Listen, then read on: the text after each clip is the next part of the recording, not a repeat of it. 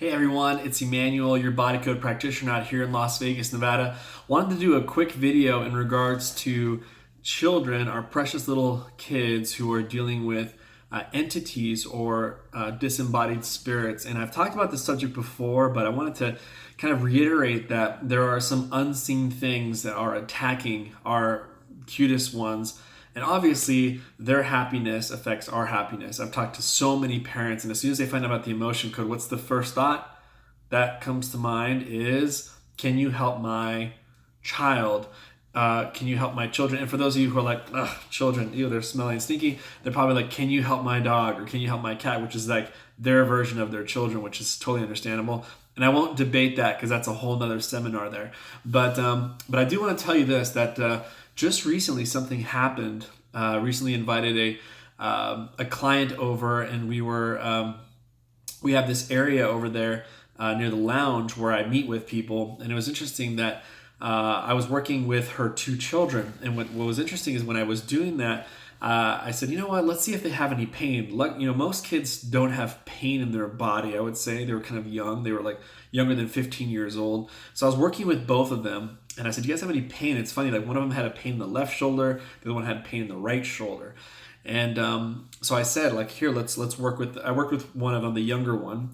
And I said, yeah, let me see if you have any, first of all, I started muscle testing them, and they thought it was really funny. I said, say your name. They tested strong. I said, now say someone else's name. My name is blank. And then their arm was weak. Like, what is going on? I said, say your age, muscle testing them. Like, say another age, and their body went down. So they believe that what I'm doing, I'm barely pressing on their shoulder, so they can feel that they're just weak. And because the body, through applied kinesiology or muscle testing, tells you the truth. It's a lie detector test, right? And so through that, you can find out trapped emotions, heart walls, energetic imbalances in the body code, everything that was found through Dr. Bradley Nelson, who was the author of the emotion code.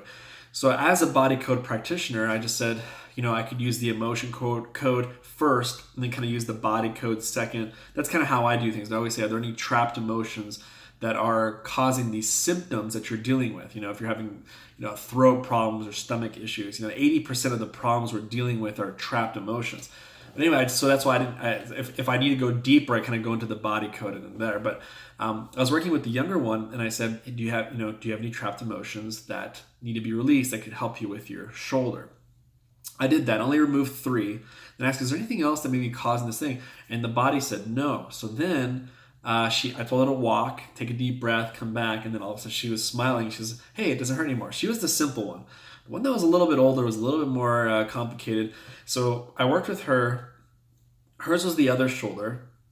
I started removing some trapped emotion, and then she left, and she came back. She says, I think it went down like one spot, but it's still the same. It's still like, it still hurts. So I go, let's go into the body code. Went to the body code and I went to the skeletal system, and I was going through the skeletal system, and I was muscle testing. So I was asking the body where I should go in the body code. So it's just kind of leading me here, leading me there. And just, it's a beautiful thing that the body code has over 200 plus hyperlinks. And I'm not going to say what it is or what it could be, because that would be me saying I'm smarter than the subconscious brain, which is obviously not true.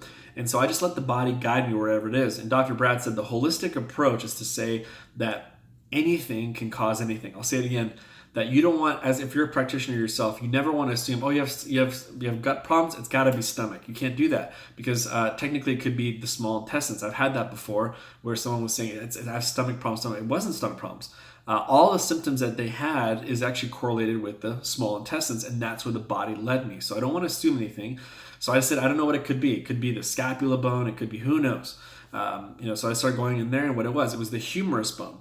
And then there were some other energies in there, released them. Then I rolled the magnet on her back. She walked, and she came back, and she was fine. Then I said, hey guys, let's go play a little game real quick.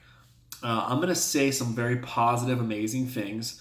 And then I'm going to say some negative things. And I want you guys to just kind of like let your body lean either forward or back. Now, I'm not going to tell you what this is all about. Or I'm not going to tell you whether you're going to lean forward because of this or lean back because of this. I just want you guys to lean. And it was really interesting when I was doing that. The older one and the younger one were next to each other. And I started talking about peace, and I started talking about love, families together, people reaching their mission, just different things like millennial type of society, things like that.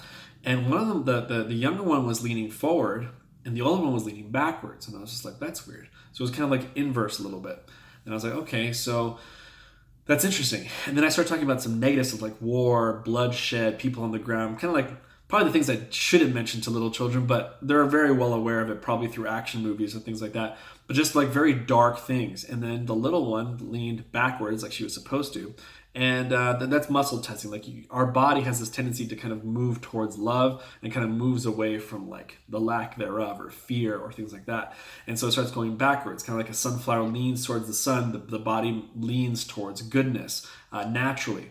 And so I would benefit from that. The body's like, I would benefit from that society, or I would not benefit from that. So that's why you'll see Dr. Brad used to always make jokes about vitamins. Like if you go to a vitamin store, you'll see a bunch of zombies there. And the people are putting the pills close to their body, or their vitamins or supplements or herbs near their body, and say, would this benefit me? And then you see them kind of leaning back. And so sometimes you go to a vitamin store and you'll just see these vitamin zombies kind of going back and forth. So what's interesting is the older one actually, was leaning kind of the opposite. And then it just dawned on me when I went back to my place. I just thought about it. I was like, you know what? I was like, I just remembered that the mom was saying that the child, about 2 weeks ago, didn't want to live anymore. And just for some reason just said like, Mom, I just want to let you know, because I trust, basically she has a lot of trust with her mother, which is a great thing, being a friend. So she confided with her and said, I don't feel like living anymore, or I don't want to wake up in the morning. Sometimes I feel that way. So obviously those are suicidal thoughts. And so I thought about it. I was like, it just dawned on me. I was like, wait a minute, why was she going backwards? Why was it inverse? And then I asked her, I said, hey, have you been having problems sleeping at night? She said, yes. Do you like sleeping in the dark? No. Okay. And then her mother was saying, oh yeah, sometimes she sleeps with me. I'm like, okay. And then you said you've been recently not wanting to wake up in the morning. Is that true? Yes. Okay. Is it easy for you to get depressed? She's like, yeah. I'm like, okay, let me check something real quick. And I checked with the younger one. The other one tested negative for entities. She tested positive. And I said, I knew it. You have some entity with you. Is it a disembodied spirit? Body said, no, it's an evil spirit. So there it was. And so then I said, we got to remove these. Dr. Brett says you have to remove the imbalances that attracted the entity in the first place. So what was the imbalance? She had 3 no will to live energies. What are no will to live energies? You've probably all felt it before. That moment where you just feel so overwhelmed with life and you're just like, get me out of here. Or like I want to check out of this situation right now. And so what's sad about that moment is that you actually leave an energy in your body, and it causes kind of depression, suicidal tendencies, sometimes even problems with your legs and feet. And so I found 3 of those with her. So these 3 energies where she wanted to not live anymore, blah, blah, blah. It's like this bell, bing, it just rings. And then the evil spirit or the disembodied spirit, oh, we have a children here, yes. Or maybe let's say like a CIA. We have a children. I heard we have a child here that doesn't want to live anymore, kind of overwhelmed with life. Okay, check, I'm on her. And they go there to bother her even more. It's almost like she's already on the cliff and the spirit or the entity is trying to push her off, because that would be a win on Lucifer's side, is to take her out. There's a lot of teen suicide, and it's a sad thing. But what most people don't know is that there could be something attached to them that's causing them to do that. And the second thing that I noticed is that I said, is there any other imbalance that's causing this entity to be attracted to this child? And there was a heart wall in the 3rd trimester. So the mother was, a heart wall is something where it's, your heart feels like it's going to break. You put a trapped emotion over the heart. And what's interesting is that hers wasn't even her heart wall wasn't even hers. It was actually the mother's influence. So the mother was feeling this emotion. I'm trying to remember what it was. I think it was like the discouragement or defensiveness, which the mother agreed and said around that time, yes, this stuff was going on. I did feel that. And so the child felt it. And that also heart wall was kind of this magnet for this entity. And so were these no will to live energies. So this accumulation of these energies, these negative frequencies, is like a ringing to the CIA of entities to say, okay, we need to go here. That's the sad part, is if you have a child that's already dealing with like negativity, bullying, and things like that, they may be increasing in low frequencies, and they have no control with the fact that an entity is about to connect with them. And so, again, Dr. Brad was very, very weary and very skeptical to put this in the body code, but he says it's very, very important that this is in there because, again, I feel like in the age of psychology, in the age of many different places, they don't address that a potential entity could be causing more depression, more suicidal tendencies, and physical pain. Those are the three symptoms of disembodied spirits. Physical pain, I even see that they add a lot of them as night terrors. I think a lot of night terrors is very common when I see entities, but depression, suicidal dark or suicidal thoughts, and physical pain. And trouble moving ahead in life is another one too. So anyway, so I just want to let you guys know that they attach themselves to children. And if your child is dealing with depression, things like that, I'm telling you, there's a high likelihood that if there's not an entity attached to them now, there's probably one coming soon. And it's just good to just acknowledge that because the truth will set us free. It'll upset us first, but then it'll set us free. And so anyway, hopefully that kind of enlightens you that, and obviously after I released this entity from her, she had the best sleep that night and she's been sleeping well since. And there's just many, many people that you could be an adult, you could be a child. It doesn't matter. These entities don't care what age you are. They're just specifically looking for these like ringing low frequencies that they can attach to you and take you to the edge. So hopefully this educated someone out there that these things do exist. I see them all the time and I've noticed the mother or the person, the client, see their depression go down or suicidal thoughts go down. And it's very, very amazing that the body code addresses that. So again, hopefully I enlighten someone. Maybe you know a child who's depressed a lot all the time. There may be an entity attached to them.